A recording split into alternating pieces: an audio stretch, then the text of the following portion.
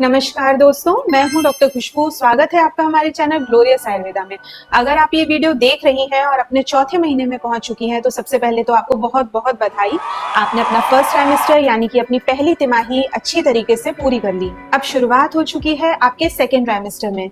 तो दोस्तों, जो प्रेगनेंसी का दूसरा तिमाही होती है यानी कि आपका जो सेकेंड ट्राइमेस्टर होता है, इसको हनीमून पीरियड ऑफ प्रेगनेंसी भी कहा जाता है। क्योंकि क्या होता है कि इस टाइम पर ना आपको बहुत ज्यादा बेटर फील होने लगता है पहले के मुकाबले में। जो फर्स्ट ट्राइमेस्टर में आपको परेशानियां हो रही होती हैं वो धीरे धीरे कम होने लगती हैं और आप अच्छा महसूस करने लगते हैं। लेकिन क्या सच में चौथा महीना इतना आसान होता है? इस महीने में आपके बॉडी में क्या क्या चेंजेस आते हैं, आपके बेबी की ग्रोथ किस तरीके की होती है, आपको इस महीने में कौन सी डाइट लेनी चाहिए, कौन सी मेडिसिन लेनी चाहिए, कौन से टेस्ट कराना चाहिए, इन सारी बातों को आज इस वीडियो में हम अच्छे से समझेंगे। सबसे पहले जानते हैं बेबी डेवलपमेंट के बारे में। आपकी प्रेगनेंसी का जो चौथा महीना होता है यानी कि आपकी प्रेगनेंसी का 13वें से लेके 16वें तक का हफ्ता, ये जो चौथा महीना होता है, इस टाइम पर आपके बेबी के जो मेजर ऑर्गन्स होते हैं वो डेवलप हो चुके होते हैं और अब वो धीरे धीरे और भी बेहतर तरीके से काम करना शुरू कर देते हैं। आपका जो बेबी है वो पहले के मुकाबले में और अच्छा हो जाता है। इस टाइम पर आपकी बेबी की अगर आप लेंथ देखते हैं तो कम से कम 10 से 12 सेंटीमीटर की हो जाती है और वजन में लगभग 100 से 150 ग्राम के आसपास हो जाता है। आपकी बेबी की जो छोटी छोटी बोन्स होती है ना, उनमें भी कैल्शियम जमा होना स्टार्ट हो जाता है, जिसकी वजह से वो पहले से ज्यादा स्ट्रांग हो जाती है। आपकी बेबी की जो मसल्स होती हैं वो भी पहले से ज्यादा स्ट्रांग हो जाती है, जिससे आपका बेबी स्ट्रेच करने लगता है, छोटे छोटे मूवमेंट करने लगता है जो आपको महसूस होना स्टार्ट हो जाते हैं। साथ ही आपके बेबी के जो फेशियल एक्सप्रेशंस होते हैं, जैसे कि उसके लिप्स, उसके आईज, उसके आईब्रोज, आईलैशेस, ये भी और ज्यादा प्रोमिनेंट हो जाते हैं और साफ दिखाई देने लगते हैं। अब बात करते हैं मदर की बॉडी में होने वाले चेंजेस के बारे में। अगर आपको जो फर्स्ट ट्राइमेस्टर था उसमें बहुत ज्यादा वॉमिटिंग हो रही थी, बहुत ज्यादा नॉजिया फील हो रहा था, आप कुछ खा नहीं पा रहे थे, तो इस टाइम पर धीरे धीरे आपकी बॉडी में चेंजेस आना स्टार्ट हो जाते हैं। आपको थोड़ा अच्छा महसूस होने लगता है, थोड़ी सी आपकी भूख भी बढ़ने लगती है, आपकी बॉडी में थोड़ी सी एनर्जी आ जाती है, आपका जो बेबी बम्प है वो थोड़ा सा दिखाई देने लगता है। अब बेबी बम्प से मैं आपको ये बात बता दूं कि ऐसा नहीं कि अपने बेबी बम्प को दूसरी फीमेल के साथ कंपैरिजन करने लगे,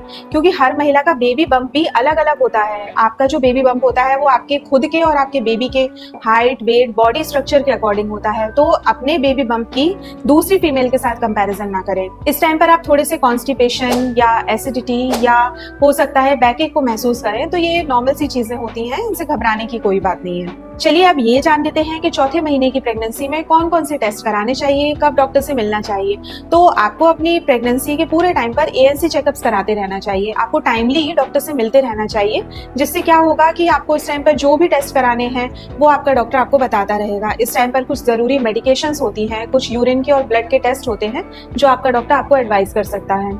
आपका डॉक्टर टाइमली आपका ब्लड प्रेशर, वेट सब कुछ चेक कर लेता है और इस टाइम पर आपको वो कुछ आयरन और कैल्शियम के सप्लीमेंट्स भी प्रिस्क्राइब कर सकता है, क्योंकि इस टाइम पर क्या होता है कि आपका बेबी तेजी से डेवलप होने लगता है, तो उसकी वजह से आपके और आपके बेबी दोनों की ग्रोथ के लिए ये सप्लीमेंट्स बहुत ज्यादा जरूरी होते हैं। एक बात का ख्याल रखें कि आयरन और कैल्शियम के जो सप्लीमेंट्स होते हैं उनको दोनों एक साथ ना लीजिए।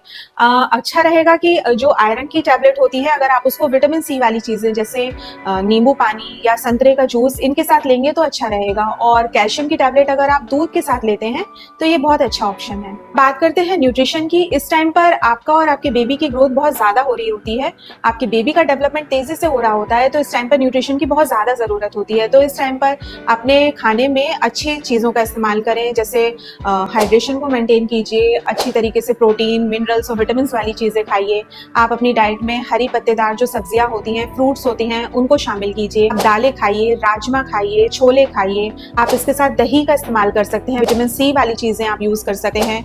आप इसके साथ साथ अच्छा रहेगा कि पनीर और दूध का इस्तेमाल करें, अंडे खाएं, ये बहुत अच्छे ऑप्शंस हैं। अगर आप वेजिटेरियन हैं और आपको अपनी डाइट से प्रॉपर मात्रा में प्रोटीन नहीं मिल पा रहा है तो अपने डॉक्टर से प्रोटीन के भी सप्लीमेंट्स ले सकते हैं। चौथे महीने में किन बातों पर ध्यान रखना है? थोड़ा थोड़ा सा वॉक और एक्सरसाइज करते रहिए। इस टाइम पर आपका बेबी का वेट जो बढ़ रहा होता है तो उसको धीरे धीरे एडजस्ट होना पड़ता है आपके पेट में, तो हल्की सी एक्सरसाइज करना भी बहुत अच्छा रहेगा इस टाइम पर। और अच्छा रहेगा कि आप टाइमली अपने डॉक्टर से मिलते रहे, ताकि जो जरूरी टेस्ट होंगे वो आपको करवाते रहेंगे। कोई भी मेडिकेशन बिना डॉक्टर की सलाह के नहीं स्टार्ट करना है, ना ही स्टॉप करना है। अगर आपको ऐसा महसूस हो रहा है कि अचानक से तेजी से पेट में दर्द होने लगा है, ब्लीडिंग होने लगी है या कमर में दर्द होने लगा है, तो उस टाइम पर फौरन अपने डॉक्टर से मिल लीजिए। तो दोस्तों, प्रेगनेंसी का चौथा महीना बहुत ही अच्छा माना जाता है, बहुत ही कंफर्टेबल माना जाता है, लेकिन इसका मतलब ये नहीं है कि इस टाइम पर आप बिल्कुल लापरवाह हो जाएं। अच्छा रहेगा कि आप अपनी डाइट को और अपने लाइफस्टाइल को अच्छा रखें, हाइड्रेशन मेंटेन करें, रेगुलर एक्सरसाइज करते रहें, टाइमली अपने डॉक्टर से मिलते रहें, जो आपका डॉक्टर चेकअप्स बताता है उनको कराते रहें। अगर आपको ये वीडियो अच्छी लगी तो इस वीडियो को लाइक जरूर कीजिए और इसे शेयर कर दीजिए अपनी फ्रेंड्स के साथ जिनका चौथा महीना चल रहा है। हमारे चैनल ग्लोरियस आयुर्वेदा को जरूर सब्सक्राइब कर लीजिए। ध्यान रखिए अपना और अपनी सेहत का। Stay healthy, stay glorious. Thank you.